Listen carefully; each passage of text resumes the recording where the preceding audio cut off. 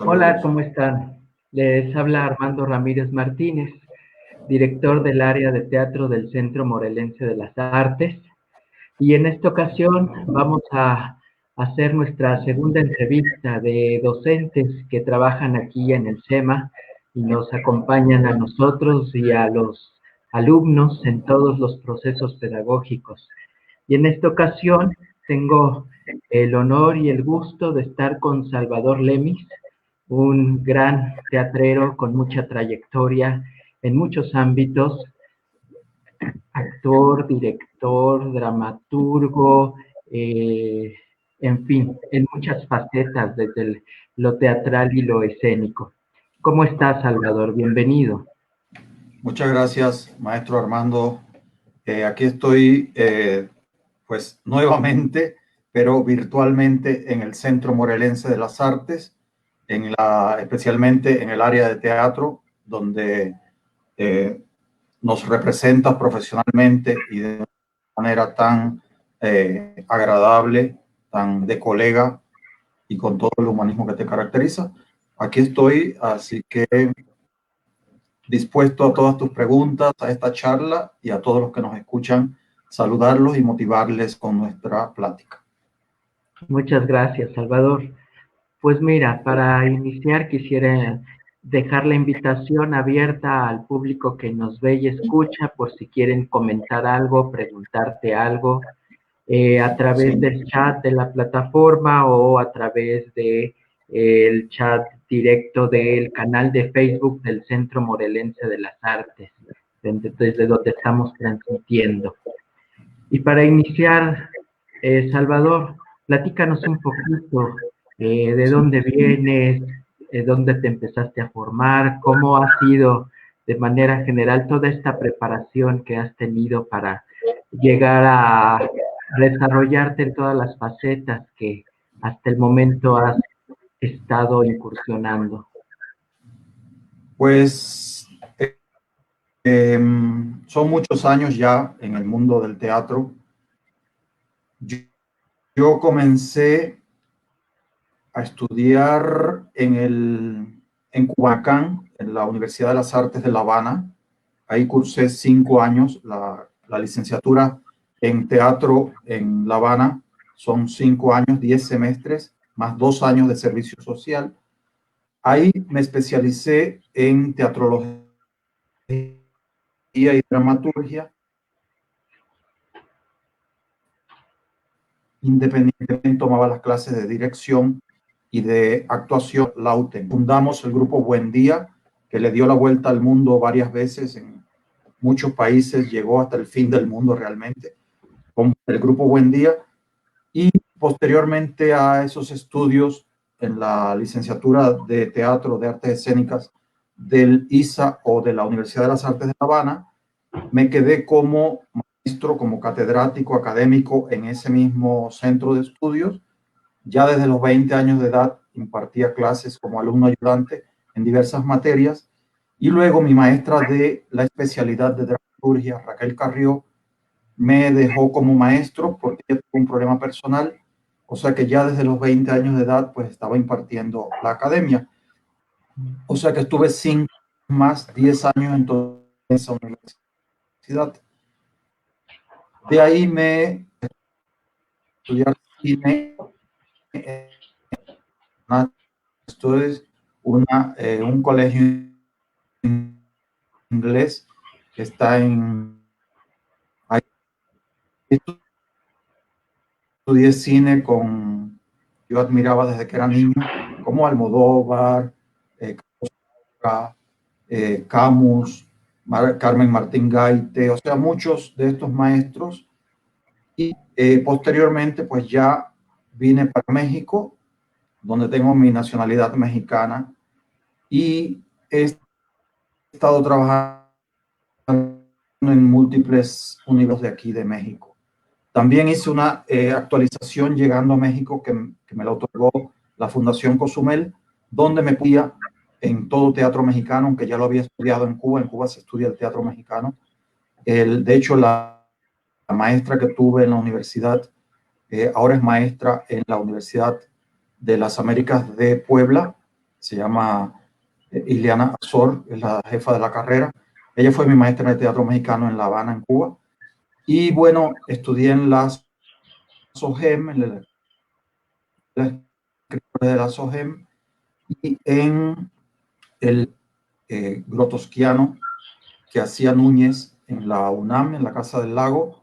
Y bueno, diversas especializaciones, lo que me permitió entonces ir a fundar un centro cultural en la isla de Cozumel para la Fundación Cozumel, y a partir de ahí pues fui desarrollando toda la cuestión relacionada con el teatro mexicano, también metiéndome en el teatro de carpas yucateco, y de ahí me trasladé a la Universidad Veracruzana, donde tuve de inmediato base como académico, con muchas materias y muchos cargos diferentes, etcétera.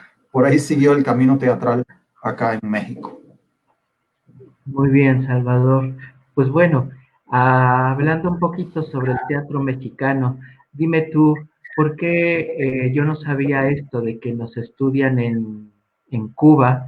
Y platícanos un poco por qué este interés por el teatro mexicano es muy similar en los temas y las maneras de desarrollarlo que como se procede en Cuba. Eh, Me llama la Acá atención esto que nos dices. sí es bastante similar, porque de hecho los maestros con los que yo lo he tomado aquí, por ejemplo, en la Escuela de Escritores de la SOGEM o en otros lados, en muchos lados, eh, tienen como relación directa con todos los maestros de La Habana, y bueno, son planes de estudio bastante parecidos, bastante parecidos. Yo me acuerdo que mi favorito cuando era así jovencito, era Javier Villaurrutia. Yo me enamoré de la dramaturgia de Villaurrutia, y de hecho los estudios que hice allá y los ensayos que escribí fue sobre Invitación a la Muerte y otros textos de él. Sí, también se estudiaba mucho la obra, obviamente, de Emilio Carballido, con el que después pude trabajar en la Universidad Veracruzana y en una gira que él le dio a mi grupo de teatro por todo México.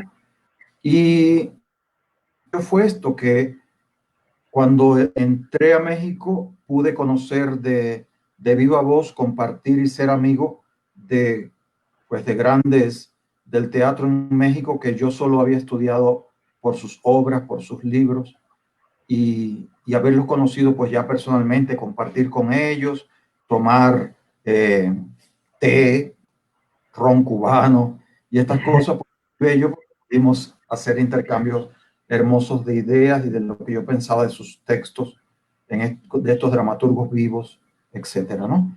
Pero sí, el nivel de estudio escalonado, tradicional, de las obras más importantes de toda la dramaturgia mexicana, es similar en Cuba. Ya, ya, ya. Y dime, Salvador, hablando de estos principios en tu formación y todo lo que has desarrollado ya acá en México, ¿cuáles podrías decir que son tus intereses creativos en general? ¿De dónde se detonan todos tus imaginarios para la dramaturgia, la dirección, incluso para tu labor como docente en el teatro? Sí, yo tuve muy buenos maestros en Culiacán, en la Universidad de Artes de La Habana. Tuve muy buenos maestros, de hecho siguen siendo mis amigos. Si ellos vienen e imparten algún taller, algún curso aquí en México, yo de inmediato voy y los tomo. O sea que esto nos diferencia un poquito de algunos centros de estudios universitarios, porque en el caso de nosotros nos enseñaron a respetar, a continuar, a admirar a esos maestros. Entonces nunca me he peleado con la forma de pensamiento de ellos, porque ellos han ido avanzando y se han ido actualizando. Ninguno se ha quedado estancado. Tengo una gran maestra, Gloria María Martínez, que ahora está en Chile, que ha trabajado en todas las universidades de teatro de Chile. De la misma Raquel Carrió que mencioné, Flora Lauten. Continúan Francisco López Sacha. Muchos continúan dando clases en México y en otros lados. Pero toda la imaginería teatral que yo transmito a los estudiantes en el SEMA y en otros campus, parten curiosamente de otro país, que es Colombia. O sea, yo me apasioné con el trabajo teatral del método de analogías y homologías y de creación colectiva de Colombia, tanto de Enrique Buenaventura como de Santiago García, que tristemente falleció el mes pasado. De estos grupos, La Candela y el Teatro de Cali, el Teatro Experimental de Cali, yo recibí también mucha influencia, así como de Flora Lauten y Raquel Carrió con el grupo Buen Día. Todo esto influyó poderosamente en mi mirada. Hay otro creador escénico que continúa, fue mi colega en la Universidad Veracruzana, que yo admiro, que es Martín Zapata. También la estética de Martín Zapata influyó tremendamente en mí. También de otro amigo, Enrique Singer, que fue el que me entregó el Premio Nacional hace muchos años. También lo sigo viendo y sigo su dramaturgia y su modo de trabajar a nivel de imagen. Y así muchas han sido las influencias a nivel teatral, como el propio Dean Theater, como Ariane Nouchkine en Francia, con la Cartucherie y muchos maestros más. Pero también el cine ha influido decisivamente en mi vida, haber estado en contacto con tantos directores de cine y haber trabajado en la dramaturgia o detrás de cámaras por acá con varios de ellos. Y obviamente también la televisión, que eso va a ser un paréntesis aparte, ¿no? Y el radio, por supuesto. Claro, claro. Y desde todos estos principios y conocimientos y experiencias con estos grandes creadores, por experiencia sé que tienes una línea muy definida en cuanto a la pedagogía del teatro. Y a mí me ha sorprendido mucho cómo eres capaz de sobrellevar y de llevar y desarrollar procesos muy específicos, principalmente a través del conocimiento de los grupos, de tal manera que aunque hay constantes, tú vas teniendo de alguna manera una facilidad para encontrar justo esos detonantes, esas cosas que les hacen a tus alumnos, una, confiar en ti, y otra, confiar en ellos y pensar en el teatro como una manera de expresión que tal vez en otro ámbito no pudieran hacerlo. Y yo a raíz de esto te quisiera preguntar, ¿cuáles son desde tu experiencia los aspectos más fundamentales en cuanto a la pedagogía en el teatro? Pues es una pregunta muy interesante. Mira, una gran maestra que yo tuve, una doctora, una señora que se llama Graciela Pogolotti, ¿sí? Ella es hija del gran pintor futurista italiano, cubano, mexicano, que fue Marcello Pogolotti. Y ella siempre, la doctora, nos decía, confianza y espacio, ¿sí? Y que a los estudiantes hay que darle confianza y espacio. Eso yo no lo olvidé nunca, nunca. Cuando ella nos recibió en mi generación de la carrera, al inicio de cada año, ella le contaba un cuento para niños a los estudiantes de la universidad. Y en mi generación, el cuento que nos hizo, recuerdo, fue El gato con botas, ¿sí? De Perrault. Entonces, nos contó el cuento a ver qué interpretábamos nosotros sobre ese gato que le resuelve un poco la vida a ese jovencito a quien todo el mundo, sus hermanos subvaloraban y que de algún modo pasa a ser el Marqués de Carabaj. Y ese cuento o esa parábola hermosa pues me ha servido toda la vida. Y a los alumnos entonces lo que le transmito es eso, la sensación de seguridad, de autoconfianza y de espacio, darle espacio a su creación. No tanto estar juzgando, como que se sientan primero libres y luego vayan sin darse cuenta adquiriendo la técnica y la disciplina. Esto me ha costado años comprenderlo, sistematizarlo y trabajarlo pedagógicamente. Para eso hice una maestría, he hecho miles de diplomados y cursos y de todo. Pero más que nada me he dejado guiar por la intuición. Cada estudiante es un universo, cada estudiante es un mundo. Y lo primero que hago es buscar la esencia del estudiante y comprometerme con esa esencia, más que con las máscaras que él carga, porta y trae, que casi siempre son prefabricadas. La máscara se transforma en rostro. Entonces yo lo que hago es con un cincel y un martillo empezar a romper el yeso de esa máscara que trae. Cuando tiene el alma a flor de piel es que yo puedo empezar a trabajar con ese estudiante. ¿Sí? ¿Cómo? Con confianza, creatividad, disciplina sin que se dé cuenta de algún modo, porque como hay maestros de látigo, hay maestros de amor. Y yo creo que uso el látigo sin ser agresivo y uso el amor sin ser agresivo tampoco. Entonces voy buscando una media armónica donde podamos tener un diálogo fraterno en confianza para que entonces se despoje de todo ese andamiaje que no le pertenece, que se lo han estado, ¿sí?, poniendo como una armadura, bozal, camisa de fuerza,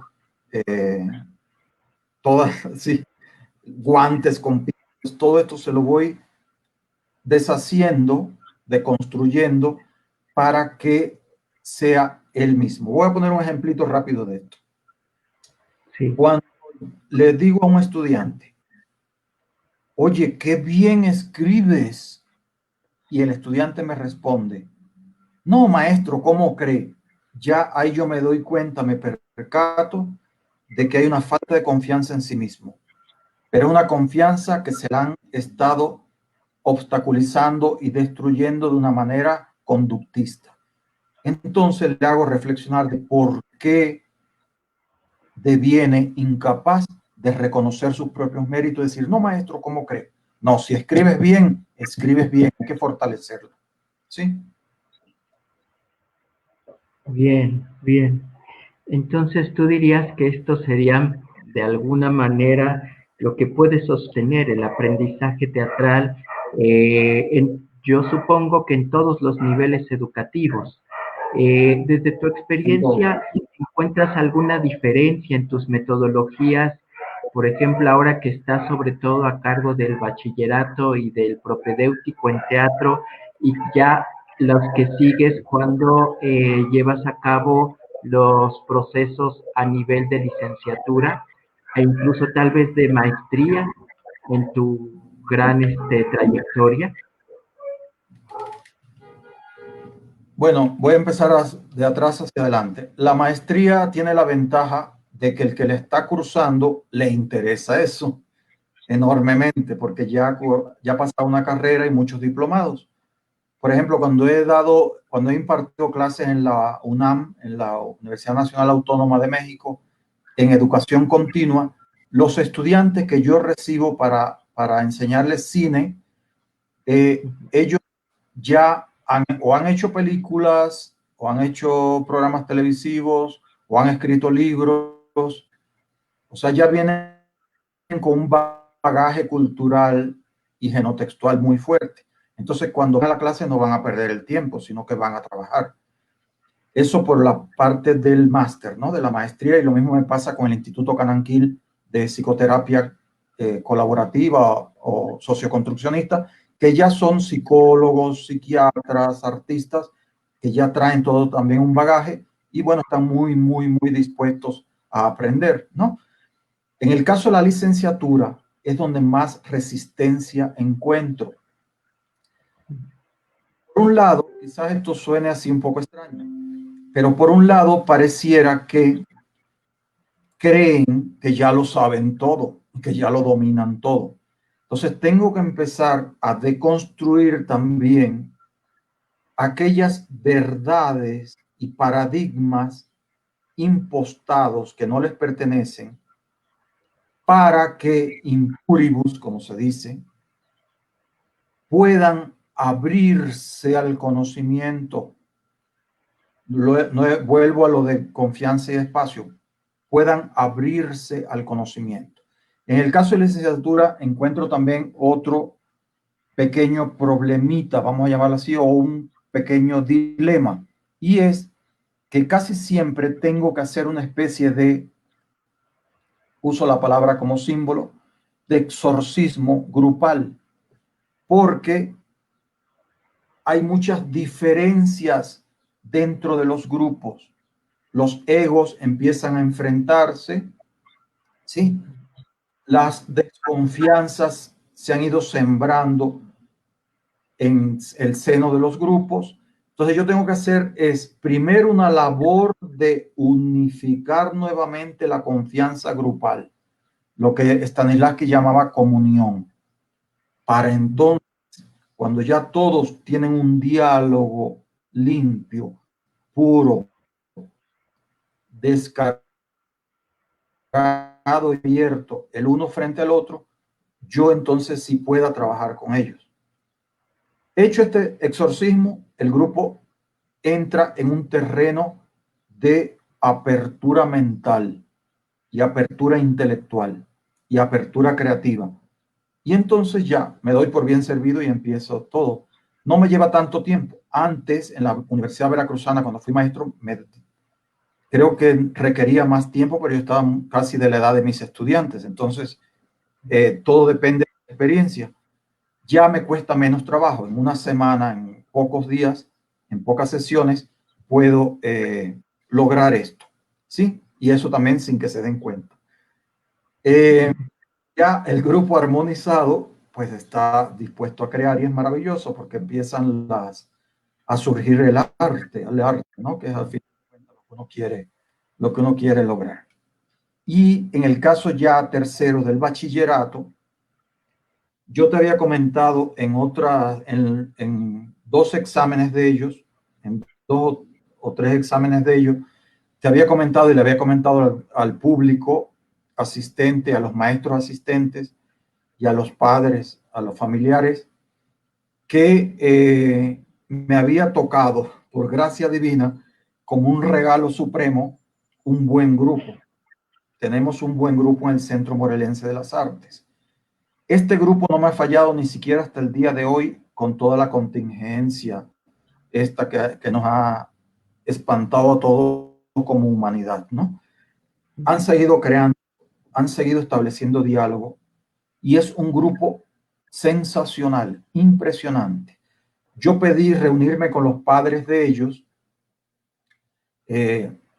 estaba presente ahí como director y la única pregunta que yo le hice a los padres de estos estudiantes de bachillerato del SEMA y de iniciación fue que qué habían comido durante el embarazo las mamás de esos niños, ¿sí?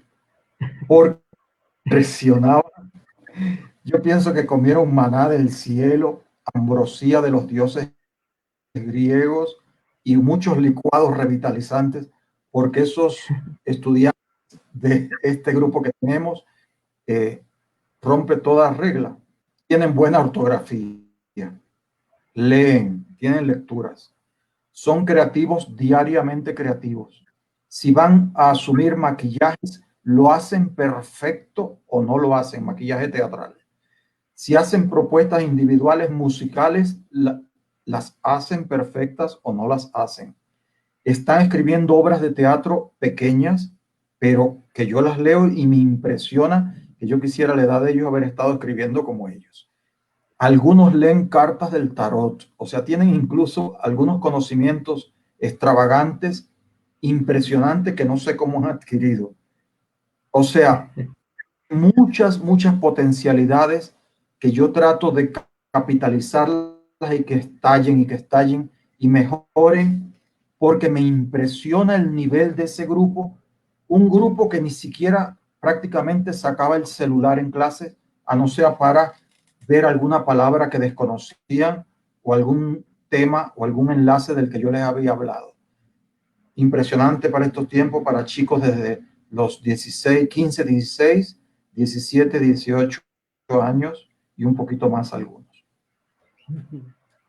Sí, Yo creo que ese ímpetu tiene que ver mucho con la comunicación que un docente puede llegar a tener con su grupo y de tal manera que le abre otros horizontes a los que generalmente está habituado y que supone que con eso es suficiente. Creo que en tu caso abres como otras posibilidades de decir, no, nunca hay un suficiente, siempre hay más, ¿no? Y en Sí, este sí. caso, por ejemplo, me llama la atención también cómo tú descubres el convivio que hay entre tu postura estética, que desde mi punto de vista es muy clara, muy definida, y al mismo tiempo la abres a que ellos también vayan descubriendo su propia estética desde muchísimos referentes que les vas dando. Y en este sentido se descubre una estética común. No es tanto de que los alumnos aprenden a imitar lo que el maestro le gusta o a lo que el maestro quiere ver en escena, sino que también van por ahí delimitando qué es lo que ellos quieren mostrar en escena desde lo que van aprendiendo y desde lo que van, digamos, viviendo en su cotidianidad y también en su extraordinario universo e imaginario. ¿Tú qué piensas de esto? Eh, Hablo mucho con ellos en las diferentes materias sobre no atrasarse culturalmente. ¿Qué quiero decir con esto? Porque no es despectivo, sino que es ampliar el genotexto, todo el tejido genérico y genético intelectual que ellos van tejiendo y descubriendo en su vida. Entonces, si el buen cine les va a hacer bien, yo analizo fragmentos para cuando vean un filme vayan descubriendo más. Y me lo han dicho, los ven con ojos nuevos. Leo fragmentos de novelas y los motivo a que lean la novela completa, que busquen otras obras de sus autores. No, no solo me remito al teatro, sino a la novela, a la poesía, ¿sí? La narrativa en general. Y, eh, y por supuesto el buen cine, porque yo me percaté desde niño que el buen cine me formó. ¿Sí? Lo que me ha dado el buen cine ya no me lo quita nadie. Y entonces ellos lo han comprendido en ese sentido. También la cuestión de relacionarlos con la pintura, descubrimiento de los trazos, de las líneas, de mancharse las manos y pintar, de trabajar materiales diversos, de crear sus propios vestuarios, de crear los elementos que van a estar trabajando sobre la escena, de pintar por ejemplo, un gigantesco paraguas, pero que todo esté el ADN de cada uno de ellos en ese gran paraguas donde pintamos el mapamundi para la obra de teatro. Tener paciencia para saber que en su maquillaje y en su vestuario siempre puede ser mejorado. O sea, atacarlos estéticamente desde muchos ángulos, no dejarlos relajarse. Decirle, muy bien, existe el reggaetón, pero existe Vivaldi, y existe Mozart, y existe Beethoven, y existe Eric Satie, existe XYZ Bach, ¿sí?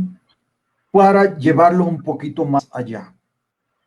Lo primero que yo les enseño cuando entran en ese sentido es unos tapones de oídos comprados en una tienda deportiva. Y le digo, miren, esto es muy útil, porque si tú tienes continuamente que estar subiéndote al transporte público, tú te pones unos tapones cuando la música empieza a contaminarte, porque la carga que traes a las aulas, los salones del SEMA, ¿sí? Yo tendría que pasar el mismo horario de clase para poder limpiar esos pequeños y diminutos oídos tuyos.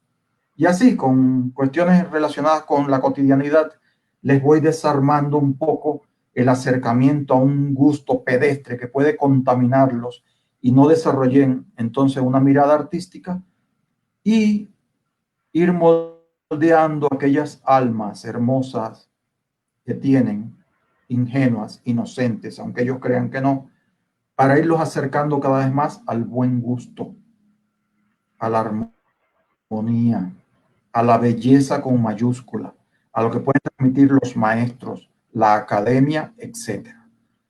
Y les digo, porque todos quieren hacer teatro musical, todos quieren hacer de pronto teatro experimental sin haber hecho teatro clásico ni nada. Y le digo, todo tiene su terreno, ¿sí? Tú puedes hacer un buen teatro experimental, virtual o como tú quieras, cuando ya tú tienes todas las nociones estructurales y composicionales del buen teatro y de los maestros y de los libros y de lo que te dan los otros académicos en la carrera.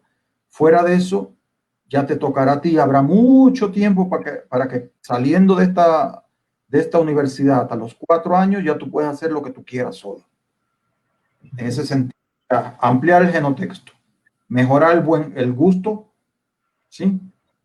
Y descubrir dónde está la armonía en las obras clásicas, dónde subyace la belleza, la fineza, lo que yo le llamo el sentido de fineza, que los japoneses llaman shibumi y los franceses llaman l'esprit de finesse.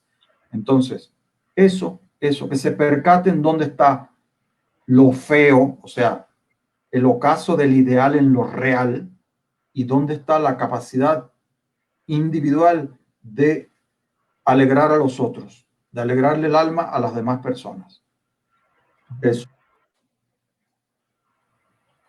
Sí, escuchándote, a mí me viene mucho la imagen de que también es mucho Tapones. trabajo la dramaturgia. Sí, ya lo veo. Salvavidas de oídos. Salvavidas de oídos.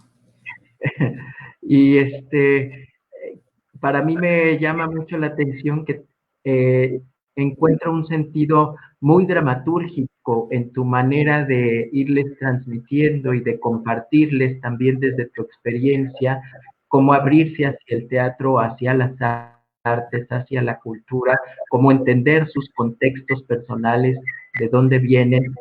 Y en este sentido quisiera preguntarte, dramatúrgicamente, ¿cuál ha sido tu desarrollo? ¿Cómo se ha ido conjuntando y haciendo puentes de comunicación este hacer del dramaturgo con el hacer del teatro en tu persona? Bueno, la dramaturgia era mi gran pasión antes de la dirección. La actuación realmente nunca me ha apasionado al 100, ¿sí? Pero, bueno, independientemente le he tenido que hacer, obvio. Pero me gusta mucho más la dramaturgia y la dirección. Sí, me gusta mucho ahora más la dirección. Pero bueno, siguiendo un poco la línea de Eugenio Barba y de otros grandes maestros, existen 3 formas de dramaturgia, ¿sí? Que es la dramaturgia del texto, de la obra, la dramaturgia de la puesta en escena y la dramaturgia del actor. Entonces lo que hago es un poco la combinación de las 3, dramaturgia textual, dramaturgia de puesta en escena y dramaturgia actoral. Yo digo actoral, actrizal, por aquello de las incorporaciones. Pero trato de que los estudiantes también dominen las reglas de la dramaturgia independientemente de la materia o de la experiencia académica que se trate, porque es la base, ¿sí? Es la base. Se confunde estructura y composición, ¿sí? Se confunde estructurar y componer, y son muy, muy diferentes. Tú puedes ver la estructura de un texto teatral, pero ya a nivel composición son cuestiones micrométricas, más detalles para la conformación de un espectáculo o de una obra. Entonces, pues, ¿qué te digo? Desde, por ejemplo, este personaje que tengo aquí, que me educó dramatúrgicamente, porque yo desde que leí Pinocho, sí, Pinocho quiso convertirse en un niño de verdad, y era un madera. Entonces a mí con la dramaturgia me ha pasado un poco lo mismo. Yo era un trozo de madera que cuando el carpintero le pasó un cepillo me eché a reír porque me daba cosquillas. Y terminó convirtiéndome en un dramaturgo, en un muñeco dramaturgo. Ahora, ese muñeco después quiso ser un niño de verdad.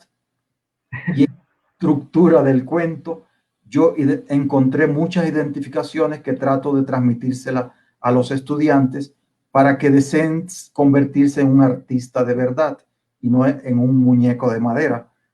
Entonces, creo que todo es dramaturgia. Todo es dramaturgia. Todo pone una historia que nos compone a nosotros y nos forma y nos relaciona con los otros. Entonces, detrás de cada objeto, detrás de cada mínimo detalle, detrás de una hoja, de una hormiga, de una nube, hay una obra que hay que descubrir. Hay una dramaturgia propia que hay que darle forma y plasmarla concretamente en la realidad. ¿Sí? Un poco eso. Lo que decía Miguel Ángel Buonarroti, Michelangelo decía que dentro de cada piedra hay una escultura, una figura agazapada, ¿sí? Que un poco la dramaturgia escultural, la creación sobre esa piedra para encontrar esa figura agazapada dentro, tiene que ser quitándole lo que le sobra a la piedra, ¿sí? Y esto lo cierro ahora dramatúrgicamente con una pequeñísima anécdota. Hace unos meses, ¿sí? A finales del 2019, me perdí, me extravié por una callejuela en Roma. Me perdí, ¿sí? No quise sacar el celular ni guiarme por GPS, ni por nada. Me perdí. Y desemboqué frente a una pequeña iglesita, un templo con muchas columnas dóricas, creo, jónicas, ¿sí? Y me metí a esa pequeña iglesia. Y vi que no tenía asientos, no tenía bancas, sino que tenía un círculo de tumbas. Y yo caminé, pero me fui directo a una tumba. Fíjate qué cosa tan curiosa lo que es la dramaturgia de la vida. Y fui directo a una tumba. Y cuando leo, porque el cartel era muy pequeñito de quién estaba, eran los restos de Michelangelo, de Miguel Ángel. Estaba ahí en esa pequeña iglesia. Entonces le dije, maestro, gracias por enseñarme algo de dramaturgia, Michelangelo. Gracias por enseñarme algo de dramaturgia. Le di las gracias y me fui. Eso es dramaturgia. Qué lindo, qué lindo. Y desde esta visión de una dramaturgia que a mí me invita mucho como justo a la espontaneidad y al encontrarte y saber reconocer esa dramaturgia, no tanto en el sentido de estarla preparando y como tratando de controlarla de algún modo, ¿cuál es tu visión de las dramaturgias o las nuevas dramaturgias que ahora se hacen llamar para el teatro? Y, por ejemplo, esta del teatro virtual, que ahorita está muy en cuestionamiento por la contingencia. Desde esta visión de tu dramaturgia, ¿cómo es esta visión de las dramaturgias contemporáneas de este tiempo y de este siglo, Salvador? ¿Qué opinas? ¿Ha cambiado mucho la manera de crear desde la dramaturgia en lo que se ve, en lo que se interesa un dramaturgo? Mira, yo no me peleo con ninguna moda que salga, porque ¿qué hago yo con pelearme con las modas si de todos modos las modas cunden? Es como pelearse con la pandemia, de todos modos la pandemia existe y cunde. Cada alma, cada casa, cada cuerpo, cada abuela, cada mamá, cada hijo. Entonces, el que quiera hacer eso, que lo haga. Ahora, yo pienso que para atreverse a entrar en nuevos terrenos de la dramaturgia, sea la narraturgia, el postdrama, el teatro virtual o todas las otras formas posibles que pueden surgir en una pasarela de modas, ¿sí? Esa persona que la haga y esa persona que la sistematice y esa persona que la transmita a estudiantes que vienen abiertos a descubrir formas nuevas y canales nuevos de expresión, que estudien y que lean y que aumenten su cultura personal. Y después que hayan recorrido todo ese camino que Chekhov decía de gastarlo del par de zapatos en escena, cuando hayan gastado muchos pares de zapatos en las bibliotecas, en los centros de documentación, en los escenarios, en los estudios de televisión, en los estudios cinematográficos, en los pasillos de las cadenas radiales, que hayan sembrado muchos árboles en una montaña reseca, que se hayan metido en hogares y hayan ido a las colonias y a las comunidades a hacerle teatro a los niños, a los abuelos, a los adultos, a los ancianos y a quien quiera. Después que hayan recorrido un espacio cultural inmenso y su genotexto les defienda, entonces que se lancen a hacer cualquier moda posible, porque se nota cuando está hecho por moda, se nota cuando está hecho de una manera superficial, se nota cuando está hecho por cumplir con un estatus crítico de su época, se nota cuando no hay buen gusto, se nota cuando no está perfecto hasta el límite. Para esto voy a poner un ejemplo, otro.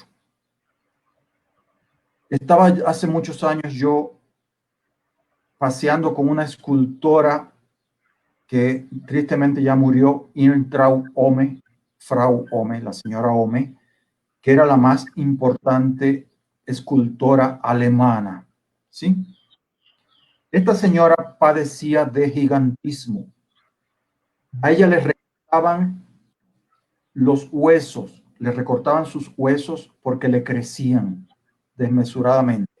Y a medida que esta señora, pueden buscar sus esculturas en internet, Ome, O-H-M-E, a medida que a Frau Ome la iban recortando, sus esculturas en metal crecían más.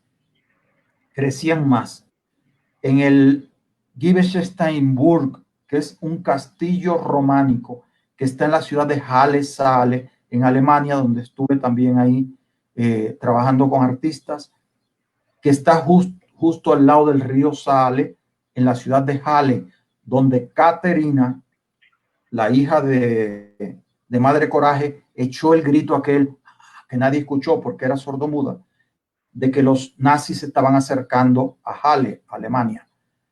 Entonces, esta señora, Frau Ome, me invitó a un paseo por Berlín y me compró los boletos para entrar a ver la Fura del Bauhaus en un espectáculo en Berlín.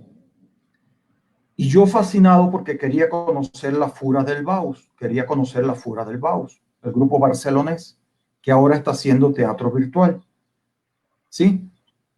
Con la corona del imperio, a partir de la corona. ¿Cómo se llama? La maldición de la corona. La maldición de la corona, gracias. Bueno, pues llego con Frau Ome a la puesta en escena de la Fura del Bauhaus y yo había caminado demasiado por el Museo Pérgamo, por las islas donde están toda la cultura de los griegos, de los romanos, de Babilonia, donde hay la mayor cantidad de piezas de Babilonia, y yo estaba muy cansado y a Frau Ome le dolía una muela. Pero bueno, ya teníamos los boletos carísimos para la Fura del Bauhaus en Berlín. Y yo dije, qué bueno que voy a ver el grupo de teatro porque voy a poder descansar en la butaca del teatro porque estoy muy cansado. Y ella me decía lo mismo. Bueno, el teatro habían arrancado todas las butacas. A sala completa, todos nosotros corriendo, nos tiraban TNT, pólvora, te colgaban, te desnudaban, metían bayonetas por todos lados. O sea, era cruel. Arriba de las paredes que eran falsas, te iban oprimiendo a ti como multitud y te iban filmando tus gritos y pasaba en pantalla gigante los gritos de terror del público. Jamás pude descansar. Y yo dije, ¿qué parecía la fura del Baus, que era tan famoso? Si me preguntan, ¿te gustó o no te gustó? Eso no es lo importante. Lo que yo sentí que había una exploración de moda, pero como ellos se respetan estéticamente, ahí la fealdad y lo nauseabundo adquirían connotación, porque había un profesionalismo de los actores a ultranza. ¿Qué quiero decir con esto? Que cuando estas nuevas dramaturgias intenten imponer su mirada desde la individualidad de alguna persona a la que le apasiona esa forma de hacer, que se prepare muy bien primero, ¿sí? Para que presente diamantes y no cristales hábilmente tallados, ¿sí? Porque a fin de cuentas está relacionándose con almas jóvenes, deseosas de aprender. Y si desde el inicio le imponen clichés sin haber leído ni siquiera Federico García Lorca o toda la obra de Arnold Wesker o toda la obra de Harold Pinter o toda la obra de Shakespeare, todo eso pasa sin penas ni gloria y se detecta y se ve de inmediato que todo eso fue hecho por pura moda, que está vacío, estéril y carente de sentido y de alma. Y pasando a esta visión muy crítica en el buen sentido, desde tu conocimiento, Salvador, dentro de tu trayectoria sé que has sido jurado en muchas convocatorias para diferentes perfiles.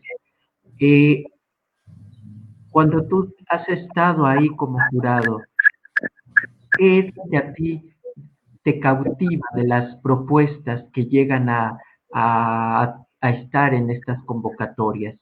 ¿Qué es lo que tú dices? Esta propuesta de este grupo, de este artista o de este creador, vale la pena apoyarlo, vale la pena invertir culturalmente, artísticamente en su hacer.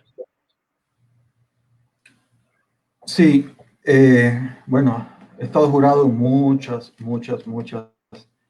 pero te voy a poner como ejemplo uno de los últimos que fue cuando estuve al frente del premio de la joven dramaturgia que instaura Teatro Sin Paredes.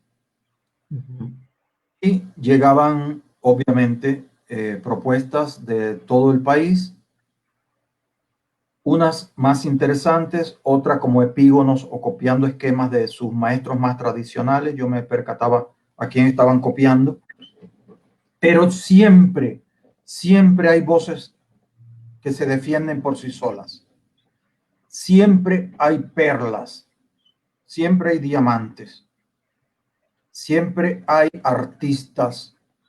Ser artista es innato, o sea, viene desde antes, los genes, en la cuna, ¿sí? Entonces siempre, siempre aparecen maravillosas propuestas. Y sí, muchas de ellas son bastante locas, de extravíos, de quizás disparates, si alguien quizás un poco más conservador las lee, pero trato de no cerrarme tampoco a formas de expresión que se defienden poderosamente con voz propia. Yo pienso que ahí influye mucho no solo el gusto, sino también la intuición creadora que uno va desarrollando proyecto tras proyecto, ¿no? Entonces siempre, siempre hay finezas, siempre hay voces nuevas y no solo lo digo también en estos concursos de adultos o de jóvenes ya llegando a la adultez, sino también te lo digo cuando he estado en concursos para niños. Impresionante el nivel de exquisitez que muchos niños portan y plasman, ¿sí? Te lo digo de niños de Cozumel, niños de Osí, con la maestra Lourdes de la Rosa y muchos, el maestro Sergio y todos millones de maestros. En Aguascalientes también, el maestro Francisco Cabrera y muchísimos maestros maravillosos como Paola López, Lucero Rodríguez Lara, Sandra Rosales, que sacan lo mejor de los niños y de los jóvenes. O sea, y bueno, en Tijuana ni se diga, el nivel de exquisitez y de plasmación artística que se logra en Tijuana, Ensenada y Mexicali a partir del sistema que Ignacio Ábrica mantiene allá en una, creo que es el único centro de su tipo en todo México, que es de jóvenes talentos de Baja California. Es impresionante el nivel de exquisitez y de plasmación, sea en la dramaturgia, en la actuación, en la dirección de los niños y jóvenes de ese centro de jóvenes talentos de Baja California. Y de Yucatán ni te digo, y de Quintana Roo ni te digo, y de Tlaxcala también, y de Puebla y por todos lados. He estado en misa y en procesión. O sea que siempre hay voces y mucho talento en México, Armando, demasiado talento, que a mí me duele a veces que se pierda o que se becas o que se cierren los caminos o que determinada niña o determinado niño tenga que dedicarse a otras labores de supervivencia de la familia cuando uno se da cuenta de que son grandes artistas en potencia. Entonces, ¿qué más puedo yo decirte de eso? Sí, sí, sí.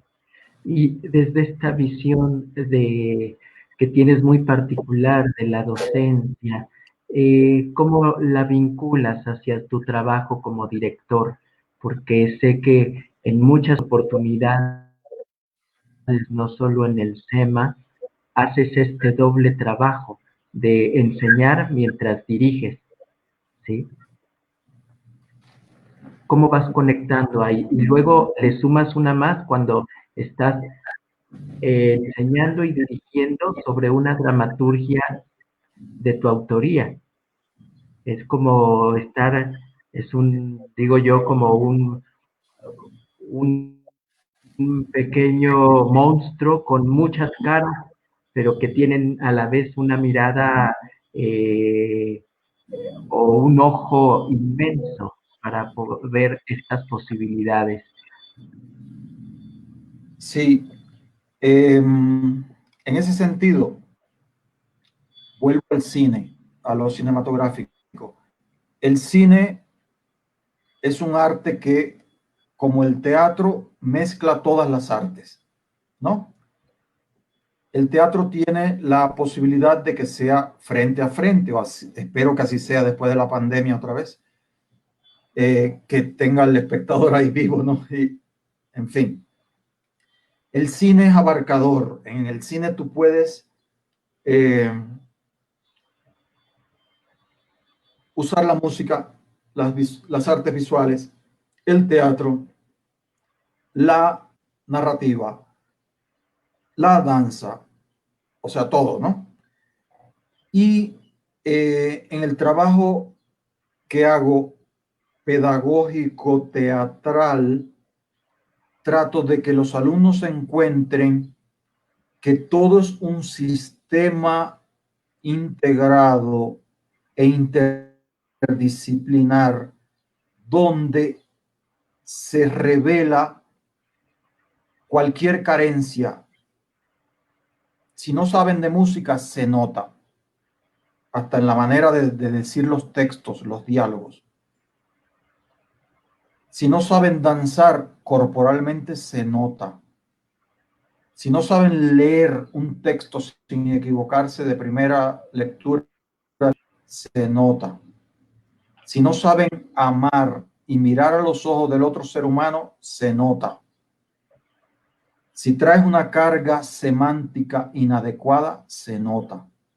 Si traes una carga de dolores, sufrimientos, carencias, insatisfacciones, se nota.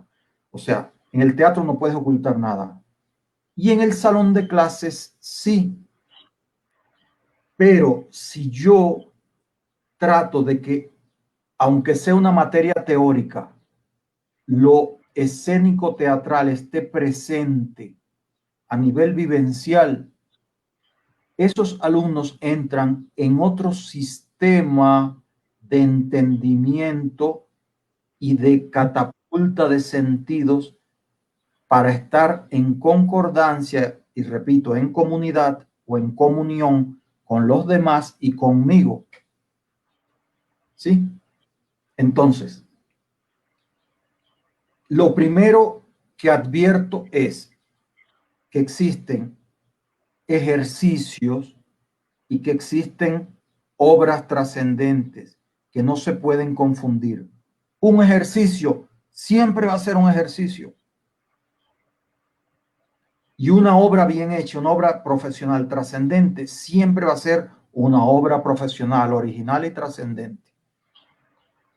Pero siempre ese estudiante está en el terreno pedagógico teatral, conformándose con hacer un ejercicio tras otro, jamás va a llegar a cuajar todos esos resortes expresivos e intelectuales en una obra trascendente.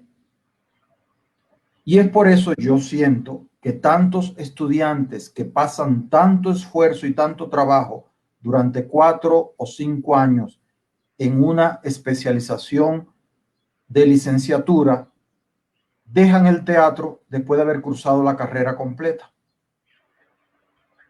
¿Sí? ¿Por qué se conformaron con hacer ejercicios tras ejercicios, tras ejercicios, tras ejercicios, y nunca llegaron a imponerse con voluntad, con disciplina y con conocimiento, lograr por lo menos una obra trascendente? Entonces, siento que cuando estoy trabajando lo pedagógico con siempre lo artístico teatral ahí de la mano, es impulsándolo a que confíen en sí mismos para ser capaces de ser originales, trascendentes y con valor artístico y valores, con una palabra que pongan, con un modo de mover la silla en el salón. Sí, un poco eso. Bien, bien, bien. Pues ya estamos a punto de terminar nuestra charla contigo, Salvador, y me gustaría que saludara a algunos de los que han puesto atención a tus palabras y este tiempo, a Angie Amparán, a Mauricio Serrano, Calvi Corilla, Elisa Ortega, en fin, varios de tus alumnos actualmente y que están muy atentos aquí a lo que estamos hablando sobre el teatro y el arte en general y la vida que rodea al teatro. Y yo un poquito para ir cerrando te quisiera pedir cuál es tu impresión o cuál ha sido tu impresión y el desarrollo de la misma durante tu estancia aquí en el SEMA, en todos estos años que hemos tenido la fortuna de poder contar con tu presencia y tu conocimiento. ¿Qué puedes decir o qué diferencias encuentras entre esta postura y muchas otras escuelas en las cuales has estado dando clases? Sí, bueno, saludo también a Mauricio, Calvi, Elisa, Angie, todos, y a los que nos van a escuchar después. El SEMA para mí es una casa. Para mí, un centro donde yo pueda ser feliz y donde pueda ser feliz a los demás, para mí es una casa, un hogar. Hace muchos años yo no estoy con mi familia. Yo salí a estudiar desde los 11, 12 años de edad. Ya yo no estuve ya con mi familia, estuve de una escuela a otra, de un internado a otro, trabajando, estudiando, buscando. Eso no quiere decir que no quiera a mi familia. Amo a mi mamá, a mis hermanos y todo que viven en Las Vegas. Y bueno, los he visitado y todo y los quiero mucho. Pero yo desde los 12 años eché alas y me eché a volar. Entonces, mi familia siempre han sido los centros de arte, las universidades, que he trabajado en más de 20 o 30 en las que he trabajado, y el SEMA es una casa. Yo llego y me fascina las columnas de color ladrillo y la escalinata que está al fondo, y me gustaría dar clase en el salón de artes visuales que tiene los ventanales hacia los campos, y, y ver las sonrisas de cada quien y cómo salen corriendo a darme abrazos y me tiran besos desde arriba de los zancos o desde las telas que están colgadas, y llego cargado de dulces y empiezo a tirar dulce por los balcones y llego a las oficinas y le dejo un recuerdito a cada quien. O sea, para mí es llegar a una casa con mucho calor. Yo no soporto el calor. Creo que mi amor es grande por el SEMA, porque aguanto el calor del SEMA. Es demasiado calor en Cuernavaca. Y bueno, por ejemplo, en el caso de Tania Almer, Nina Almer y Aldo Emanuel, que han sido mano a mano conmigo, como Kima, Ivette y Luis Fernando, que me han estado apoyando también en este taller, y un joven de violín, Raúl Acosta. Todos ellos han estado también en un equipo trabajando conmigo ahora, y les agradezco así virtualmente. Y bueno, y tú, Armando, y el maestro Almazán, y la maestra, la rectora, las secretarias, las maravillosas y señoras de lo administrativo, que siempre me tienen una sonrisa y una picardía y todo eso me agrada mucho, me agrada mucho. Entonces, Sí. es una casa de arte, es una casa de arte. Los demás alumnos, incluso los que nunca les he dado clase, me dicen, maestro, ¿cuándo nos va a dar clase? Y yo digo, algún día, mijito, algún día. Estoy muy ocupado con mis estudiantes. Bueno, escuchar amorosa y todo eso es muy bello.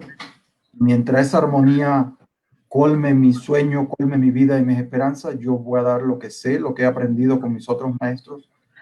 De ahí seguiré envejeciendo y echando una barba blanca para que me respeten más.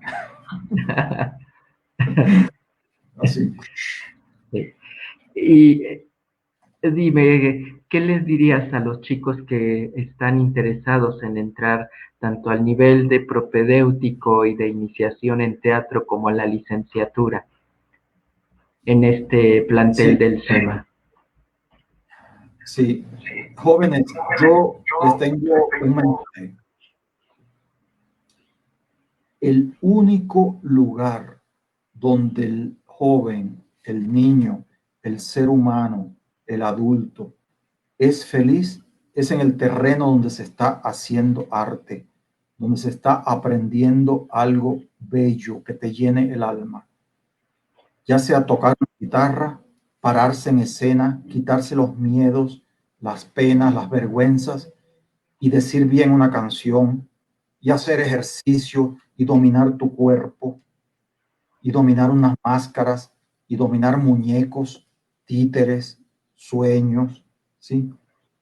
El mundo de los títeres, de los muñecos, de las máscaras, de los zancos, todo esto es lo único que hace feliz a los seres humanos. Lo demás son estudios diferentes que puedes hacer en cualquier momento.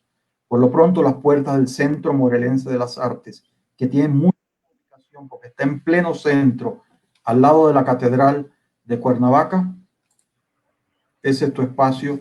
Y si no me creen, le pueden preguntar al grupo de los adorables, el grupo de iniciación, que son muy felices y han sido muy felices dentro de estas paredes, que esperan que pase la contingencia para recibirlos a ustedes. Inscríbanse y ya, no se van a arrepentir. Sí, y bueno, yo aprovecho para decir que ese grupo está preparando ya otra versión de Galápago bajo tu dirección, ¿no? Una obra que ha andado por todo el mundo y que tenemos el gusto de que ahora los chicos de iniciación y propedéuticos van a hacer posible en el SEMA, y que solo estamos esperando que nos permitan regresar para poderla presentar.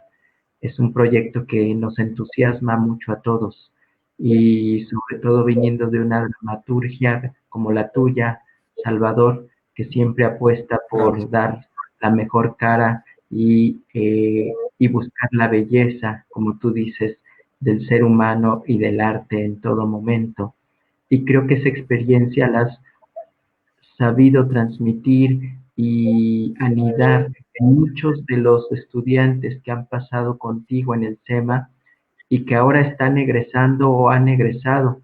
Tania Sí, ya algunos de ellos, y que justo con esta esperanza de hacer teatro en todas las posibilidades, eh, quisiera ya como para cerrar que nos dijeras qué les espera a estos egresados, no solo del SEMA, sino de todas las escuelas de teatro, al menos aquí en México, una vez que están allá ejerciendo ya como profesionales o como hacedores de teatro o como ellos decidan definirse a sí mismos.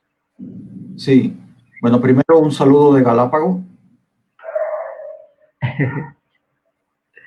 Es la historia de una tortuga, ¿sí? Que ya les invitaremos a su estreno, reestreno. Y sobre lo que me preguntabas, eh, hace poco una persona de otra universidad de Cuernavaca le dijo a mis estudiantes que del teatro no se vive. Yo me enfurecí, me molesté mucho, llamé a esa persona y le dije, yo estoy muerto. No, yo estoy vivo, ¿verdad? Bueno, yo he vivido gracias a lo que yo estudié toda mi vida, ¿sí? O sea, que aquellas personas que reniegan del teatro, que los papás puedan decir en algún momento por desconocimiento, del teatro no se vive, ¿sí? El teatro son puros sueños, son puras ilusiones. Eso es un disparate. Porque si tú adquieres las herramientas no solo para actuar, sino también para dar clases, para impartir clases, para impartir maquillaje, para maquillar, para hacer teatro callejero, para hacer títeres, para hacer máscaras, para hacer fiestas infantiles, lo que tú te propongas, se puede. A los egresados lo que yo les digo es, el talón de Aquiles del artista es la voluntad. Si tú tienes voluntad, tú tienes camino y tienes trabajo. Si un contador, alguien que estudia contaduría, no tiene voluntad, no tendrá trabajo. Si alguien que estudia medicina no tiene voluntad, no tendrá trabajo. ¿Sí? Entonces todo depende de la disciplina, de la voluntad y de las ganas que tengas tú de dejar huella en el mundo, pero una huella buena, una huella positiva. En teatro es lo mismo, como en música, como en danza, como en artes visuales, como en todo. Depende de tu voluntad y de tus ganas de vivir o, si quieres llamarle así, de tus ganas de triunfar en el planeta. Que ya se dieron cuenta que el planeta es uno solo. Si sucede una cosa en un país, sucede en todos los países. Si alguien se siente dolido en un país, se siente dolido en todos. El planeta es muy pequeño, pero la voluntad de uno tiene que ir más allá de todo eso. De un poeta que murió, le dijeron, le sobró aliento, pero le faltó mundo. Dijo José Martí de un poeta, le sobró aliento, pero le faltó mundo. Que ni te falte aliento, ni te falte mundo. Entonces los egresados depende de la voluntad que tengan para crear sueños nuevos y proyectos nuevos con todos los demás egresados, con los que mejor le caigan de los que salieron del Centro Morelense de las Artes y otras universidades. Ese es el mensaje. Pues muchas gracias, Salvador. Gracias a todos los que nos han seguido en este conversatorio con el maestro Salvador Lemis. Gracias por sus saludos y sus felicitaciones. Una egresada de aquí, Vero Carranza. Gracias por reunirte, aunque sea un poquito a la salida, pero siempre es un gusto saber que nos siguen, aunque ya están afuera haciendo su vida. Aquí hay un Como muñeco de Vero Carranza, que ahí me está. también. Muy muy bien. Y Gracias, bueno, pues gracias, Salvador. gracias, Y Paris, Luis Gabriel, Verónica, todos los que están entrando Nuevo Cielo, Ivette, sí, hasta Paris, un alumno así, mío de Yucatán, todos. Bienvenidos y gracias. Qué maravilla, qué maravilla. Y bueno, pues muchas gracias por atender a esta entrevista con el maestro Salvador Lemis. El próximo viernes estaremos entrevistando a una maestra del Centro Morelense de las Artes.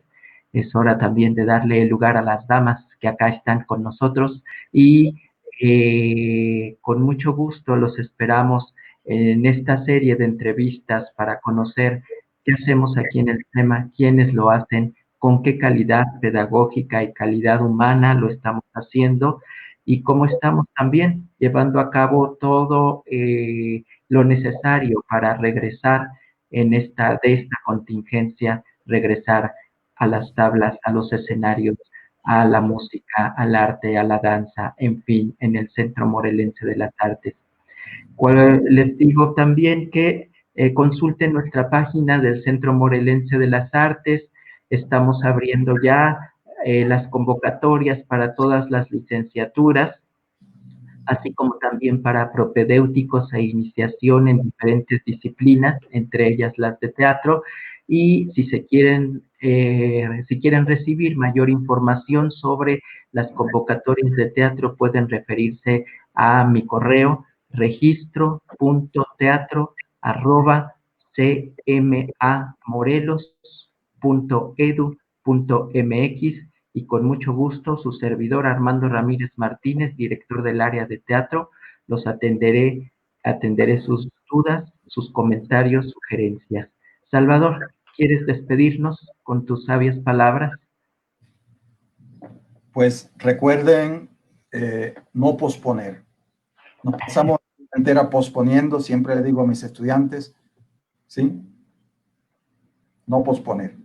Gracias, maestro Armando Ramírez. Gracias, Centro Morelense de las Artes, y gracias a todos los que están aquí y que nos escucharán también otros después. Hasta pronto. Hasta pronto. Muchas gracias.